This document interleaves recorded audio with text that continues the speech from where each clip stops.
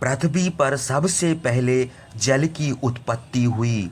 जल से कमल और कमल से ब्रह्मा उत्पन्न हुए। ब्रह्मा ने जल आदि तत्वों से सृष्टि की रचना की। जल आदि की रक्षा के लिए उन्होंने फिर कुछ प्राणियों को उत्पन्न किया। वे सब प्राणी भूख प्यास से व्याकुल होकर उत्पन्न करने वाले ब्रह्मा के पास जाकर बोले कि हम लोग क्या करें। ब्रह्मा ने हंसकर उनसे कहा कि तुम लोग इस जल की रक्षा करो। उन प्राणियों में से कुछ लोगों ने कहा, रक्षाम, अर्थात आपकी आज्ञा से हम रक्षा करेंगे। अन्य लोगों ने कहा, याच्छाम, अर्थात हम भूखे हैं, हम भोजन करेंगे। तब ब्रह्मा ने कहा, तुम लोगों में से जिन्होंने रक्षाम कहा है वे राक्षस होंगे, और जिन्होंने याच्छाम कहा है वे यक्ष होंगे। ब्रह्मा के यह कहते ही हेती और प्रहेती नाम के दो भाई मधुकेटभ के समान बलवान राक्षस उत्पन्न हुए। प्रहेती धार्मिक था, इसलिए वह तप करने के लिए तपोवन को चला गया। हेती अपना विवाह करने का उद्योग करने लगा। काल की बहन, जिसका नाम भया था और जो सबको भया देती थी, हेती ने उसके साथ विवाह किया। उसके एक पुत्र उत्पन्न हुआ जो महा तेजस्वी और सूर्य के समान प्रकाशित था। उसने पुत्र का नाम विद्युत केश रखा। जल में कमल के समान वह पुत्र बढ़ने लगा। जब उसकी युवा अवस्था हुई तब हेती ने उसका विवाह करने का प्रयत्न किया। वह संध्या के पास गया और उसकी कन्या जो उसी के समान थी अपने पुत्र के लिए मांगी। संध्या ने सोचा कि इसका विवाह किसी के साथ तो करना ही है, इसी के साथ क्यों ना कर दें। यह सोचकर उसने विद्युत केश को अपनी कन्या दे दी। वह राक्षस बड़ा प्रसन्न हुआ। जैसे सची के साथ इंद्र विहार करते हैं वैसे ही वह अपनी स्त्री के साथ क्रीड़ा करने लगा। उस स्त्री का नाम सलकंठकटा था। बहुत दिनों तक विहार करने के बाद उसने गर्भ धारण किया। प्रसव का समय आने पर मंदर पर्वत पर जाकर उसने पुत्र उत्पन्न किया, और जैसे ही अग्नि के तेज से उत्पन्न गर्भ को त्याग कर गंगा जी चली गई थी, वैसे ही वह राक्षसी रति करने की इच्छा से पुत्र को वहीं छोड़कर पति के पास चली गई। उसने पुत्र का कुछ भी प्यार ना किया और पति के साथ क्रीड़ा करने लगी। उसका त्यागा हुआ पुत्र वहीं मेघ के समान शब्द करने लगा। वह शिशु शरद ऋतु के सूर्य के समान तेजस्वी था। वह मुंह में मुट्ठी डालकर धीरे धीरे रोने लगा। उसी समय पार्वती के साथ बैल पर सवार महादेव आकाश मार्ग से जा रहे थे। उन्होंने उसका रोदन सुना। उसे देखकर महादेव और पार्वती को दया आई। उन्होंने उसकी माता के समान उसे भी दीर्घायु कर दिया और पार्वती कहने से आकाश में विचरण के लिए एक विमान भी दे दिया। हे राजकुमार, पार्वती ने राक्षसियों को वरदान दिया कि राक्षसियां पति का सहयोग होते ही गर्भ धारण करें और शीघ्र ही प्रसव भी करें। उनकी संतान शीघ्र ही अपनी माता की आयु के समान हो जाए। उस राक्षस पुत्र का नाम सुकेश था। वह महादेव के वरदान से गर्वित होकर इंद्र के समान सर्वत्र विचरने लगा। ग्रामनी नाम का एक गंधर्व विश्वावसु के समान तेजस्वी था। उसने देखा कि सुकेश को ब्रह्मा से वरदान मिला है और वह बड़ा धार्मिक भी है, तो उसने अपनी कन्या देववती का विवाह उसके साथ कर दिया। देववती लक्ष्मी के समान सुंदर और युक्ति थी। वह अपने सौंदर्य के कारण तीनों लोकों में विख्यात थी।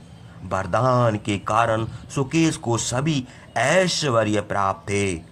पति रूप उसे पाकर देववती वैसे ही प्रसन्न हुई जैसे निर्धन मनुष्य धन पाकर संतुष्ट होता है। उस राक्षस को भी उसके साथ रहने से बड़ा हर्ष हुआ। वह राक्षस काजल के पर्वत से निकले हुए महागज के समान था। हे रघुनंदन, कुछ दिनों के बाद सुकेश ने उस स्त्री से तीनों अग्नि के समान महातेजस्वी 3 पुत्र उत्पन्न किए। उनमें एक का नाम माल्यवान, दूसरे का सुमाली और तीसरे का नाम माली था। ये तीनों बड़े बलवान थे। अपने पुत्रों को रुद्र के समान तेजस्वी देखकर सुकेश बड़ा प्रसन्न हुआ। वे तीनों लोकों के समान शिखर, तीनों अग्नियों के समान तेजस्वी, तीनों मंत्रों के समान उग्र और तीनों दोषों वात पित्त कफ के समान भयानक थे। सुकेश के तीनों पौत्र बड़ी शीघ्रता से बड़े हुए। जैसे औषध करने से रोग बढ़ जाते हैं, उनको जब यह मालूम हुआ कि तपस्या के बल से उनके पिता को वरदान और ऐश्वर्य प्राप्त हुआ है, तो वे तीनों भाई सलाह करके सुमेरु पर्वत पर तपस्या करने चले गए।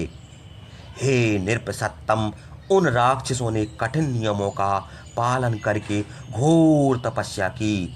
सत्य, सरलता और इंद्रियों का दमन आदि संसार में दुर्लभ कठिन तपस्या करके देवता, दैत्य और मनुष्य सहित तीनों लोगों को संतप्त कर दिया। कठोर तपस्या देखकर चतुर्मुख ब्रह्मा विमान पर चढ़कर देवताओं के साथ सुकेश के पुत्रों के पास आकर बोले, मांगो, हम तुमको वरदान देंगे। देवताओं के साथ ब्रह्मा को देखकर वे तीनों हाथ जोड़कर बोले, हे देव, हम लोगों की तपस्या से प्रसन्न होकर यदि आप वरदान देना चाहते हैं तो हम लोगों को यह वरदान दीजिए कि हम अपने शत्रुओं को मार डालें, हमको कोई जीत ना सके और बहुत दिनों तक हम लोग जीवित रहें। हे महाराज, हम तीनों भाइयों में परस्पर स्नेह भी बना रहे। बहुत अच्छा, ऐसा ही होगा। सुकेश के पुत्रों से यह कहकर ब्राह्मणों पर दया करने वाले ब्रह्मा अपने लोक को चले गए। हे रामचंद्र, ब्रह्मा से वरदान पाकर वे तीनों राक्षस निर्भय हो गए और देव दानव सभी को पीड़ित करने लगे। उन तीनों राक्षसों से पीड़ित देवता, दैत्य, ऋषि और चारण आदि को कोई भी रक्षक ना दिखाई दिया।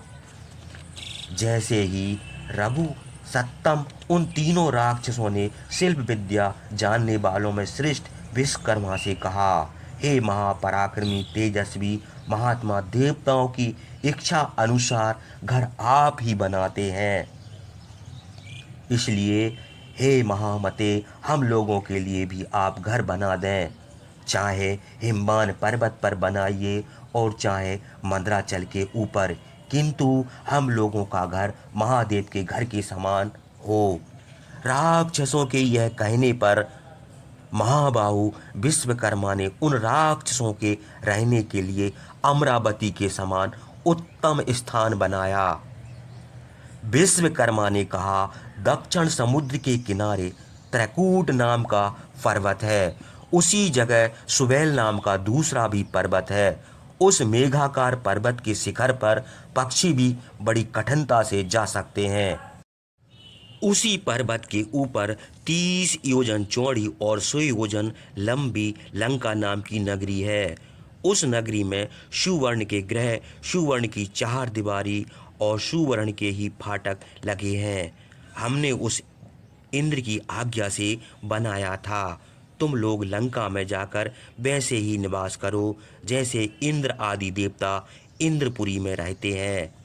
राक्षसों के साथ लंकापुरी में रहने से शत्रु आपका कुछ ना बिगाड़ सकेंगे, क्योंकि शत्रुओं का वहां पहुंचना बड़ी कठिन है। विश्वकर्मा के यह वचन सुनकर वे तीनों राक्षस हजारों अनुचरों के साथ लंका को चले गए और वहां रहने लगे। लंका की चार दीवारी बहुत मजबूत थीं और चारों ओर बड़ी गहरी खाई थी। सोने के सैकड़ों घर बने थे। राक्षस वहां बसकर बड़े प्रसन्न हुए। हे रघुनंदन, उन्हीं दिनों में नर्मदा नाम की एक गंधर्वी हुई। उसकी 3 कन्याएं थीं।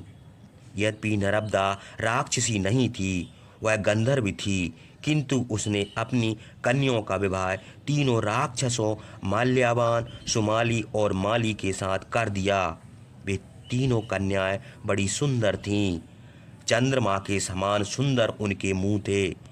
तीनों राक्षस अपनी अपनी स्त्रियों के साथ विहार करने लगे, जैसे देवता अप्सराओं के साथ क्रीड़ा करते हैं। मल्यावान की स्त्री का नाम सुंदरी था। वह बहुत सुंदर थी।